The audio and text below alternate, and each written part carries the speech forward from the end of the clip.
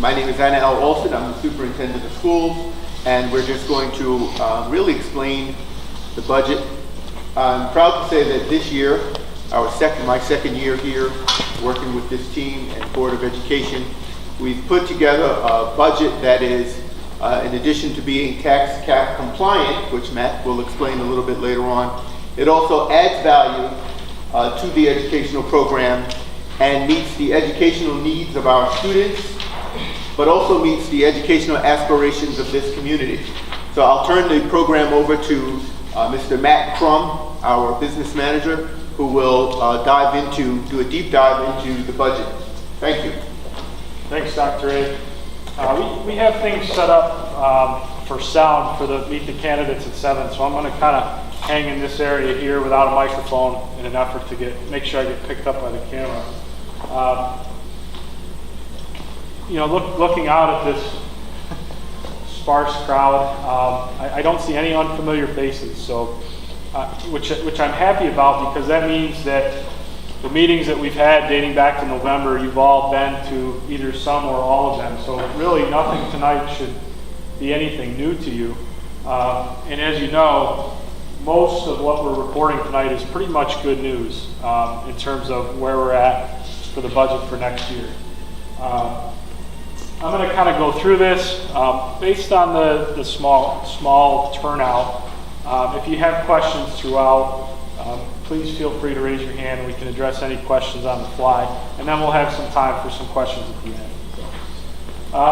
As Dr. Olson said, this budget that's proposed, been adopted and will be up to vote next week, is tax cap compliant. We're now in the 6th year of the New York State tax cap. And what we have to do every year is we have to calculate each district specifically, as well as other taxing jurisdictions in New York State, public taxing jurisdictions, cities, towns, villages. We have to calculate our allowable tax levy limit based on the New York State tax cap law. So for the current year, looking ahead to next year, our allowable levy increase is 1.5%. The factors used to determine that are a tax-based growth factor that's provided by New York State. This is a factor that's used by every school district in the state. And this is the lesser of 2%, or the CPI, Consumer Price Index, rate of inflation. It's often referred to as that. And you'll see it 0.0062, I'm sorry, I skipped one, 1.26. That's the lesser of 2%, 1.26. Going back 6 years to the inception of the tax cap, it was often referred to, and still often referred to, as the 2% tax cap. But as evidenced by this year, and actually last year, when that growth factor, the statewide growth factor, is less than 2%, that's what's used. So it's a little misleading. There has been talks about it becoming a flat 2%, regardless of what the growth factor is statewide. If I can go up one dot to the tax-based growth factor, that's specific to each district, 1.0062. That's based on new additions to our tax base. So this does not account for increases to assessments. This is actual physical additions to the tax base. New housing developments, new business built. That's factored in to increase your allowable levy. Your capital levy exclusion for each district is basically the local share of the debt that's voter approved in previous years is exempted from the tax levy calculation. Capital projects, bus purchases, these are separate referendum that voters approve, to borrow money. That's exempt from the tax cap calculation. We also have to back out any pilot payments, and this is the first time in 6 years that we've had either an addition or subtraction of a pilot payment. In the fall of 2017 will be the first tax year in which Good Nature Brewing has a pilot, which is a payment in lieu of taxes, through the Madison County IDA. As often is the case with new business, they do have tax incentives to bring their business to the community, and that's a tax break for them. So we have to back that payment out. So when all is said and done, our allowable tax levy increase 1.5%. Here's a look at the recent tax history. Since you'll see This is the 6th year of the tax cap. You'll see we've had, with the exception of 1 year, 2015-16, we've been tax cap compliant in all of those years. And then, of course, next year, 0.99% is also within the tax cap limit. So it gives you a little bit of a historical perspective of where we've been as far as tax increases. Now, throughout this year, we had 8 budget coffees, and one of the themes that came up at a lot of the coffees and in some of our board meetings is not necessarily specific budgetary factors, but some more community-wide environmental factors and challenges that we're facing. And there was one session in particular where the topic of housing and affordability of living in this community came up as it pertains to enrollment and attracting people to our community. So, one of the things people talked about was the taxes in this community and the affordability of housing, coupled with the taxes. It makes it hard for people, younger people in particular, to come here and settle. So we keep those kind of things in mind when we're developing the budget. And I'm going to come back to the tax levy increase in a minute, but that's certainly a discussion that we had in mind when we were doing this. I'm going to kind of skip over this slide. This is a slide that I used at our preliminary hearing, which was before New York State adopted its budget. But when we look at the budget, our 2 main sources of revenue, it's basically state aid and the tax levy. About $7 million of our $12 million budget is the tax levy. Most of the remaining is through New York State aid. I'm not going to go through the details of this, but typically the timeline, around the 2nd week in January, the governor releases his budget proposal, which has an initial state aid run. Then between then and April 1st, the New York State Assembly and the Senate put out their proposals, their budget proposals, which contains aid runs for districts. This was the first year in a number of years that the state didn't have an on-time budget. It ended up coming down to the wire, and I think it was 4 or 5 days after the April 1st deadline that it was passed. But it gives you an idea. There was quite a range of what we were to expect based on the 3 different proposals. The governor's being the lowest. The Assembly's not having a dollar amount, so really not knowing. And then the Senate proposal was somewhat in the middle. So initially, our budget, we had developed a balanced budget using the Senate's proposal of a $68,000 increase in state aid. When the budget was finally passed, we were delighted to find out that it was about a $100,000 increase in foundation aid. So rather than look at the expense side of things, we figured, and I'm tying this back to some of our previous discussions, if we had a balanced budget, 1.5% tax levy increase, we had that additional revenue coming from the state, it was prudent to take that off of the tax levy and go out with a levy increase that was even less than what we originally had. So that's how we ended up getting down to that 0.99% tax levy increase. Some of the other things as far as the revenues, if you've been following us for the last 3 or 4 years, you'll know that we've had quite an increase in special education costs. And there is aid that you receive from New York State in the form of high cost aid. However, there's quite a lag depending on public and private placements when you get that aid. So one of the things we're going to see next year is a pretty good increase, about $85,000 in our high cost aid. And this is recouping some aid for expenditures that were incurred in previous years. An increase in BOCES aid, that's based on expenses incurred in this current year. We get the following year in BOCES aid, so we see an increase there. And then, as I mentioned, about a $100,000 increase in New York State Foundation aid. Just some key points on the expenditure side. Again, this is nothing new. We've had discussions about all these. In terms of staffing, we're actually going to be adding some staffing. We anticipate adding staffing next year. We're going to add 1 elementary teacher at kindergarten based on an anticipated large kindergarten class. Currently, our kindergarten and first grade are relatively small, but we do anticipate a larger kindergarten class incoming, so we are adding 1 full-time equivalent in the elementary to accommodate that large class. 1 teaching assistant and 1 teacher's aide to accommodate a new special ed classroom. We'll talk about that in a minute. 1 staffing reduction. It's a staffing reduction, however, it's not a program reduction. is we do have a retirement a secondary position of social studies that we will not need to replace with a full-time teacher. And the reason for that is because of our enrollment in the high school currently. As of today, 9 through 11, we have 100 kids, 9 through 11. So we have a couple very small classes in the high school right now. So there isn't a need to replace that teacher full-time.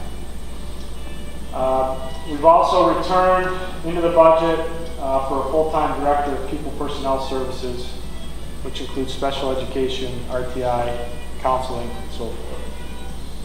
As I mentioned, special ed, we are planning on recognizing a savings by returning certain students from outside public placements to placements within the district. And that, again, is the reason behind the addition of the teaching assistant and the teacher's aide. So those are sort of the positives on the expenditure side. Another one is the relief and retirement system contributions for both our teachers and our non-instructional employees. We, Hamilton Central, as an employer, by statute, have to contribute a percentage of members' earnings to the retirement system. We're going to see a relief in that next year, which is helpful. The biggest cost driver, as it has been for the last several years, is health insurance. District-wide, our health insurance premiums are increasing 6.5%. That's about $130,000 impact on the budget.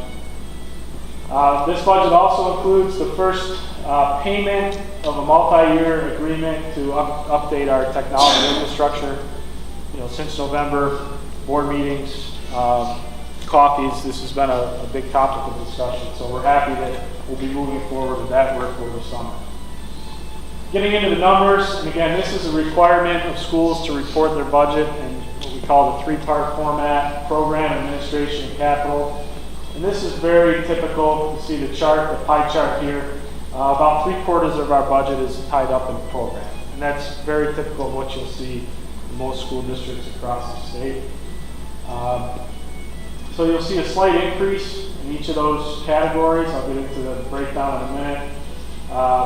Total spending increase about 2.4%, and the required levy increase of just under 1%.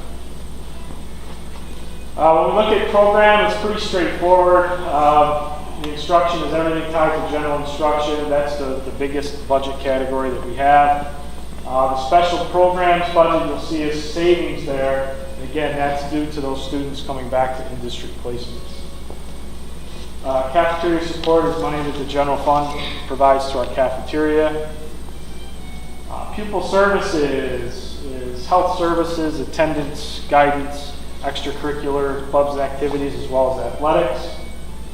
Transportation is everything pertaining to the transportation and the bus garage, not including bus debt, which we'll get to that in a minute. Instructional media is our libraries and technology. And then the employee benefits are the employee benefits associated with that personnel that's recognized in the program section of the budget. The administrative budget, you'll see a slightly higher percentage increase, largely in part to the staff line. You'll see it's about 25%. The main reason for that is an increase in our legal fees that the school has incurred. And that's really it's a difficult line to budget for.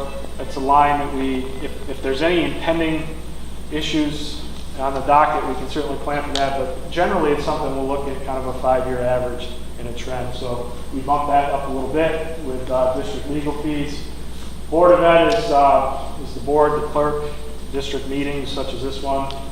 Central Admin and Finance is Dr. Alston and myself, our offices, including audit functions and operations associated with our offices.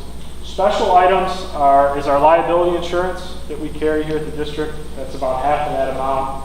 And then the BOCES capital rent and administrative share that we pay to our local BOCES. Admin and improvement is the principal's offices and staff development. And then again, employee benefits that tie back to those employees' personnel within this section. And lastly, capital expenditures. Central service is operations and maintenance, building and grounds, all the supplies and materials, all of our contractual obligations that we have, not obligations, but services that we employ, everything from elevator maintenance to generator repair and so forth. Debt service is our debt on both capital projects and bus borrowing. So you'll see a slight decrease there, and that is because of our refunding of our one of our bond issues last June. Think of it as refinancing your mortgage. We were able to get a more favorable interest rate moving forward until those bonds retire. And then lastly, the employee benefits associated with the personnel from the first line. These figures come from a document, and this is something that's accessible on New York State Education website, from what's known as the Fiscal Accountability Supplement. You'll see the bottom there, it's kind of a fancy word, but basically what this number does with all of our reporting that we do at year end based on actual expenditures, it compares our district in both general education and special education to similar districts in New York State and all New York State school districts. And when it comes to the similar districts, the way they determine who the similar districts are, I believe there's 3 different categories. We're in the category of average need or resource capacity. So I can't tell you offhand what districts those are specifically. You can look it up on the SED's website. But you'll see general education, we're slightly above similar districts, right in the ballpark, and below all New York State districts. And special education, and this is really where this trend is really sort of reversed in the last couple of years. For a number of years, we were well below average in our special ed per pupil spending, and we've seen that go up in the last couple of years. So you'll see we're above average both for similar districts and versus all districts in New York State. So this is based on 2014-15 expenditures. So there's a little bit of a lag, but this is the most recent data that's available. If you go to SED's website, the whole data toolkit, you can look at 3-8 testing, you can look at Regent scores, you can look at graduation rates. It's all in the same module, if you will. But this is if you go to the fiscal section and the fiscal accountability supplement, this is the information you get. So looking ahead to next Tuesday, and again, nothing out of the ordinary here. You're going to see 3 propositions on the ballot. The first is for the approval of the 17 and 18 budget in the amount laid forth that we just went through. Simply yes or no. Proposition 2 is for the purchase of 2 new school buses. Yes or no proposition not to exceed a maximum cost of $180,000. By law, we have to have this proposition approved by the board back in March. And the reason it's worded as such, at the time, we're not really sure if we're going to be trading buses, selling buses, and how everything's going to shake out in terms of how we acquire these 2 new buses. But it definitely won't exceed that amount, and it's built into the budget. So this doesn't have additional budgetary impact other than what you vote on in Proposition 1. The debt service for these buses is included in the budget. This is when I'm in the community, and this is probably the question I get asked more than anything. Why are we buying new school buses? And there's a couple reasons. Number one, our buses, we send our buses to the central maintenance garage at Madison and Idavosis. We don't have any mechanics, we don't have any service on staff here. We get very detailed report for each bus. We get a very detailed report on the cost per mile to operate buses. So we work very closely with Frank and Ron, the 2 supervisors up there, on how efficient these vehicles are. We've had 3 buses that we bought around 2009, 9 or 10, certain maker and model, that were money pits. They were lemons, if you will. It's no different than buying a car. So the replacement of one of these buses is to get rid of the last of the Thomas bus that's been costing us quite a bit. It's a little bit deceiving. I don't present the numbers because I don't want to be accused of overstating the need, but when you look at the cost per mile, if you look at it over a number of years, you'll see that these buses have had a higher cost than normal. If you look at the cost per mile this year, it's extremely high because we don't use the bus that much. So it's still subject to the same DOT, still subject to the same routine servicing. So naturally, without being on the road that much, the cost per mile is quite a bit higher. So I don't present the exact data. I don't want to be accused of overstating the case. The second one is to replace one of our smaller vans, we call them. It's a small 22 to 30 passenger vehicle that just put on a ton of miles. We have kids in placements throughout, Pathfinder Village in Edmiston, Madison and Idaboses in Verona. In recent years, Utica, some placements in Utica. With our winters, with the hills, with all the miles, they take a beating. So that's what it is. It's a replacement of one large bus and one small bus. The last proposition, number 3, is for our friends, the Hamilton Public Library. So this is us levying the taxes on behalf of the village library. You'll see the amount there, and then we pay that money over to the library on their behalf. And then, as you know, at 7 o'clock, I hope you'll stick around. We have our Meet the Candidates. We have 2 open seats as of July 1st, and we have 3 candidates running that'll be joining us shortly. So you'll see that on the back of the ballot. So we have the 3 propositions and the board candidates on the back. Remaining timeline, I love this, because when I put this slide up, it seems like it's never going to come. And we're getting down to fewer bullets, which I'm very happy about. So obviously it's tonight. You're here, 7 o'clock, meet the candidates, and then we have the vote next Tuesday in the bus garage from noon to 8 p.m. Just some reminders. Again, bus garage, noon to 8, next Tuesday. Absentee ballots by mail, they need to be received by May 9th. And if delivered in person by 4 o'clock next Monday, the 15th. Voter qualifications, we'll have people working over the bus garage that keep an eye on this stuff. Certain criteria. Tax exemption report. By law, we're required to have available and furnish upon request a listing of tax exempt properties within the district. We do have that in the district office, or if requested electronically, you can send me an email or our district clerk an email, we can provide that. And then lastly, we do this every year, but it's worth repeating. We have so many community partners, so many people that are vital to what we do here on a day-to-day basis, not just throughout the budget process, but we do a lot during the day here as well. So, our Board of Ed, all faculty and staff here do great things. Colgate certainly with their voluntary contribution, and always willing to have an interest in what we're doing, willing to meet, willing to listen. And the foundations that we work with, Emerald Foundation, Boosters, McNeese,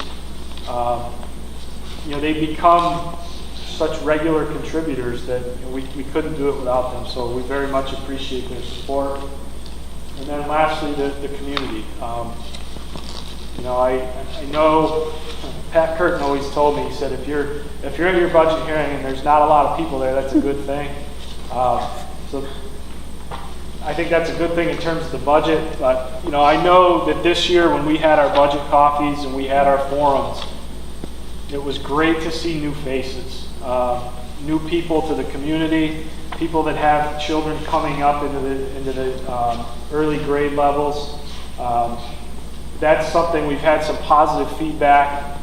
Hopefully with social media, we'll be able to promote these things better. So, looking forward to next year as well, getting feedback. So, with that, I'll open it up to questions publicly. We don't have our Meet the Candidates till 7, so if there's any questions publicly, I'll address those, and then we'll sort of take 10 minutes, get everything set up, and certainly we'll be available for any other questions if you want to approach us more privately. That's okay too.